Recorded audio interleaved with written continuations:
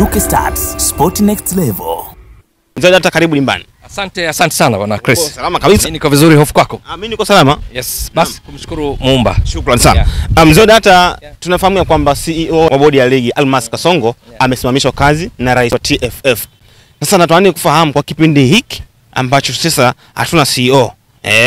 Huyu ambaye atakuja kuchukua mbadala wa CEO Almas Kasongo. Azingatie kitu gani hasa ambacho ni positive kwake na negative ipi aiache ili mambo yaweze kuwa sawa kabisa? Kwanza cha msingi mlika vizuri. Taarifa kwa umma iliyotolewa na bodi ya ligi ikiwa ni uamuzi wa rais wa TFF ni kumsimamisha kazi afisa mtendaji mkuu CEO Almas Kasongo. Hajafutwa kazi, hajatimuliwa, amesimamishwa. Kwa hiyo hapa unazungumzia mtu wa kukaimu kwa sababu kwa nafasi yake ni nyeti sana. Bodi ya ligi yeye ndio afisa mtendaji. Wewe ndo mtendaji mkuu wa shughuli za kila siku za bodi ya ligi. Si ushanielewa vizuri? Kuelewa vizuri kabisa. Nyingine tofauti hata na mwenyekiti wa bodi. Huyu ndiye mtendaji mkuu wa bodi ya ligi. Kwa hiyo kwa vyovyote vile at any time katika wakati wote hiyo nafasi haipaswi kuwa wazi. Lazima kuna mtu anakaimu. Na wao TFF watakuwa kwenye taratibu zao, wanajua namna gani ambavyo nani na kwa wakati upi ashike hilo jukumu, kwa sababu bila hivyo shughuli haziendi. Afisa mtendaji mkuu ni kama nilivyotoka kuelezea ni muhimu sana katika uendeshaji wa shughuli za kila siku za bodi ya ligi. Mshanielewa? Kwa hiyo lazima atakopo huyo. Sasa huyo mtu ni kwamba ana kaimu bila shaka mpaka pale ambapo atarudi Kasongo au akiwa mwingine, vyovyote wao ndio wanaojua TFF kama waajiri wa nafasi hii. Lakini kwa ambaye ana kaimu kama unavyotoka kuuliza Kasongo, kuna mambo hasi, mambo chanya. Matarajio ni kwamba chanya yadumishe, kama kuna hasi basi ajitahidi kuepuka ili bodi ya ligi iendelee kutekeleza mipango yake. Chanya kwa mfano ambazo huyu anayekaimu anapaswa kuendeleza ni pamoja na ukweli kwamba bodi ya ligi, mimi nataja tu baadhi, siwezi kutaja yote kama kwa mujibu wa swali lako. Miongoni mwa chanya zilizopo katika ligi kuu Tanzania bara msimu huu 2024-25, hapa tunapozungumza Chris, timu zote zimecheza mechi 28 kasoro klabu mbili tu ambazo ni Yanga na Simba, na sababu inajulikana juu ya mgogoro wao wa mechi ya dabi ile ambayo ilipaswa kuchezwa Machi 8, baadaye ikaja kupangiwa Juni 15 na sasa inasubiriwa Juni 25 ndio utakuwa mchezo wa mwisho katika ligi. Maana yake ni nini hapa sasa? Bodi ya ligi kwa usimamizi wa afisa mtendaji mkuu ambaye ni huyu aliyesimamishwa Kasongo, tatizo la viporo katika ligi kuu Tanzania bara kwa kiasi kikubwa wamelifanyia kazi vizuri sana. Ndio maana viporo hiki kilichobaki cha Simba na Yanga ni wao wenyewe tu, vinginevyo kisinge kuwepo. Si ndio? Ni kwa sababu tu ya mvutano wao wenyewe kutocheza Machi 8, kutocheza hiyo Juni 15 na sasa inakwenda Juni 25. Kwa hiyo hili ni jambo chanya, anayekaimu yeyote yule anapaswa kuliendeleza kwa sababu viporo katika ligi ilikuwa ni miongoni mwa swala ambalo lilikuwa linazua mgogoro mkubwa katika malalamiko makubwa katika misimu ya iliyopita, misimu ya nyuma huko. Lakini kuanzia msimu huu hata msimu uliopita na nyuma yake bodi imefanya kazi kubwa sana katika eneo hili na ambalo linapaswa kuendelezwa na sio kurudi nyuma. Hili ni chanya mojawapo. Lakini kuna lingine, hakuna malalamiko yoyote binafsi sijasikia, sijui wewe, kwamba klabu zinalalamikia labda malipo yao kwa mujibu wa mkataba baina ya bodi ya ligi na wadhamini kwenye ligi kuu. Mpaka kufikia sasa sijasikia timu kwa mfano inashindwa kutoka kituo kimoja kwenda kituo kingine kwa sababu tu haina fedha, kwa sababu inafahamika vizuri ligi kuu Tanzania bara miongoni mwa mambo mazuri kutoka bodi ya ligi, kutoka kwa klabu zenyewe, kutoka kwa wadhamini ni juu ya uwezo wa kusafiri kutoka kituo kimoja hadi kingine. Hii ni hatua kubwa kwa ligi kuu yetu Tanzania bara kwa sababu ni nchi chache barani Afrika ambako kwenye ligi kuu zao kuna huduma hii, kuna udhamini huu kupitia mamlaka zao zinazosimamia mpira wa miguu kuwezesha timu klabu katika ligi kusafiri kutoka kituo kimoja hadi kingine kwa ufanisi. Tatizo hili lilikuwepo miaka ya nyuma, lakini hivi karibuni chini ya bodi ya ligi na hasa chini ya Kasongo, miongoni mwa mambo chanya ni kuendeleza hili kwamba klabu hivi sasa kutoka kituo kimoja hadi kingine hakuna tatizo na kujasikika malalamiko labda fedha zinakosekana kwa miongoni mwa klabu katika ligi kuu Tanzania bara. Hili ni jambo chanya kwa sababu linapokuja swala la fedha katika mpira wa miguu ni swala nyeti sana. Kutopata stahili wanaopaswa klabu kuna athiri pengine ufanisi katika michezo husika. Lakini eneo hili pia linapaswa kuendelezwa. Lakini pia mahusiano mazuri kati ya bodi ya ligi na wadhamini, hilo ni swala la msingi sana, kwa sababu linaambatana na ile nilitoka kulieleza. Ni kwamba kwa hapajasikika kuwapo kwa mgogoro baina ya bodi ya ligi na wadhamini katika ligi kuu. Nataja baadhi ya wadhamini, kwa mfano benki ya NBC, unazungumzia Azam Media, hapajasikika kama mgogoro. Na ukiona hivyo, maana yake yule anayeongoza bodi ya ligi, ufanisi wake katika eneo hilo uko vizuri. Hili linapaswa kuendelezwa. Lakini vile vile kuhusiana na zawadi, kwa mfano kwenye ligi kuu Tanzania bara, unajua Chris na watazamaji wako, ni kwamba bingwa ana zawadi yake ya fedha, nafasi ya pili, nafasi ya tatu, nafasi ya 4, mpaka anayeshuka daraja kule chini ana mgao wake.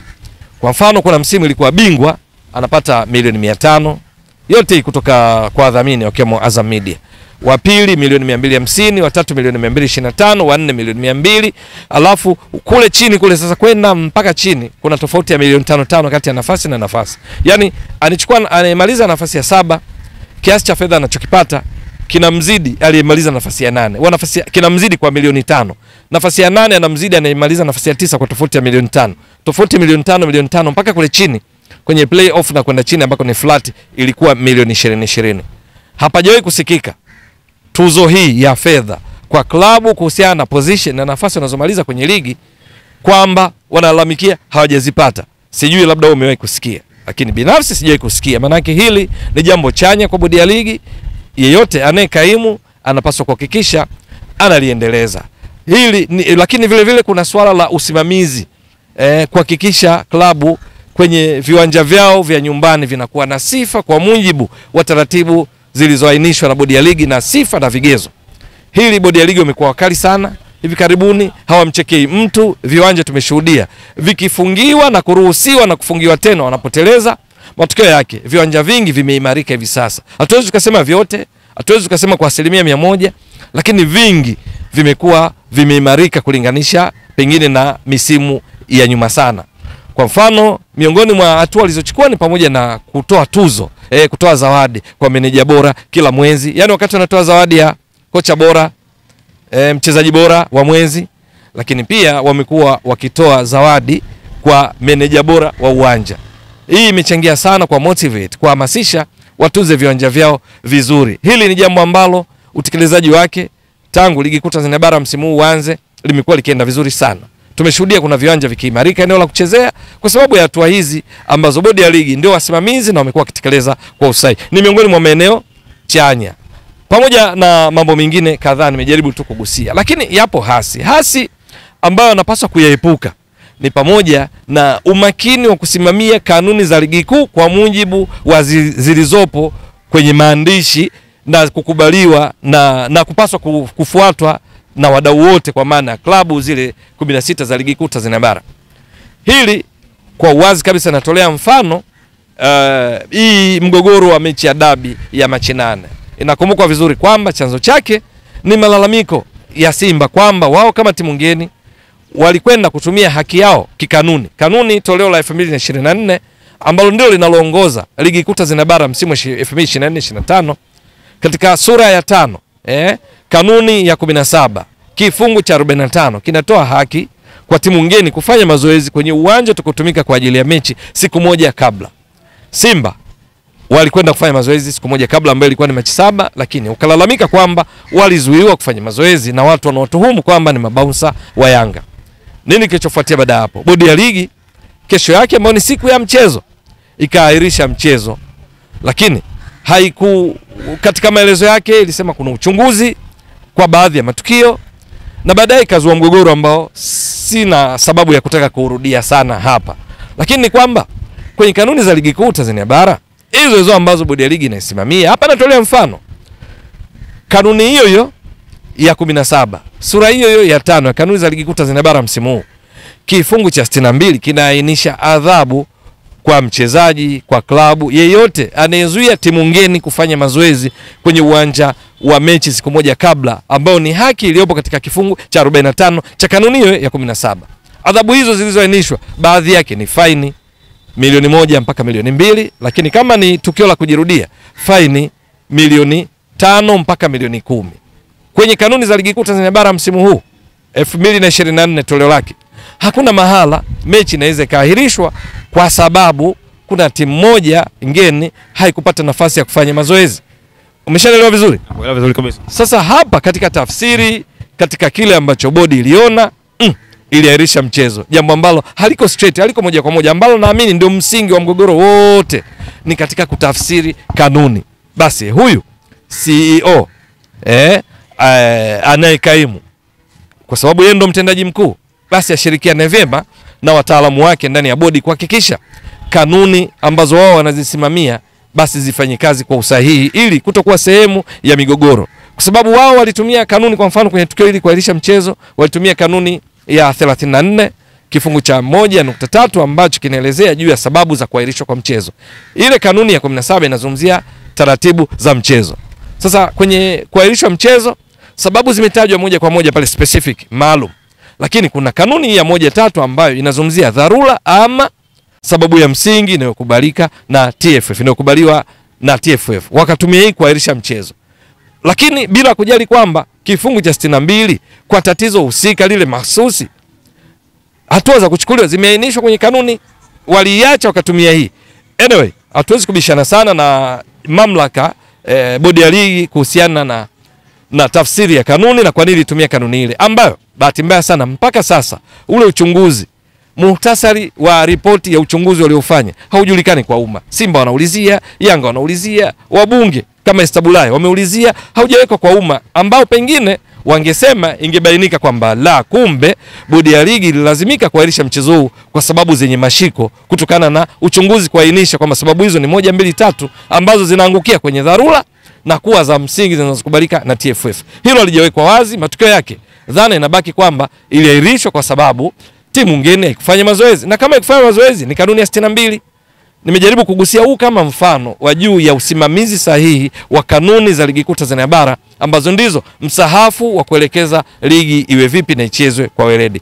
Hili ni eneo ambalo anayekaimu anapaswa kulifanyia kazi, kwa sababu naamini ndilo ambalo mwisho wa siku limeleta mgogoro huu wa dabi iliyopaswa kucheza Machi 8 na sasa iko Juni 25. Ili lisitokee tena, anayekaimu au yeyote ule, basi hakikishe eneo kama hili anapaswa kulifanyia kazi. Yapo mambo mengine kadhaa, lakini nimejaribu kuyagusia mawili matatu ambayo mwisho wa siku anayekaimu akifanya kwa usahihi, basi atawezesha ligi kuu yetu endelee kufanya vizuri, kwa sababu hivi sasa ni ligi namba 5 miongoni mwa ligi kuu bora barani Afrika kwa mujibu wa CAF, ikiwa na alama 82.5, imezidiwa tu na ligi kuu ya Misri, ligi kuu ya Morocco, ligi kuu ya Afrika Kusini na ligi kuu ya Algeria kwa vigezo vya CAF. Sasa hiyo sio ligi ya mchezo. Waliofanikisha mpaka kufika hapa, uwezo kumwacha kumtaja Kasongo ambaye ndiye amesimamishwa. Kwa hiyo huyu anayekaimu yale mazuri ya Kasongo asisite kuyachukua na kuyaendeleza kwa mustakabali mwema wa mpira wetu. Yale ya hasi, kwa sababu hakuna binadamu ambaye perfection, ufanisi wake popote pale ni 100%. Huyo itakuwa mashine hiyo. Sasa kwa vyovyote vile zile hasi za Kasongo kama binadamu katika utendaji wake wa kazi, huyu anayekaimu aachane nazo, na nimejaribu kuainisha walau mmoja wapo katika hizo hasi. Ni hayo bwana Chris. Ama nikushukuru sana mzee wa data. Shukran jazilan. Shukran. Mbwaduke Stats, Sport Next Level.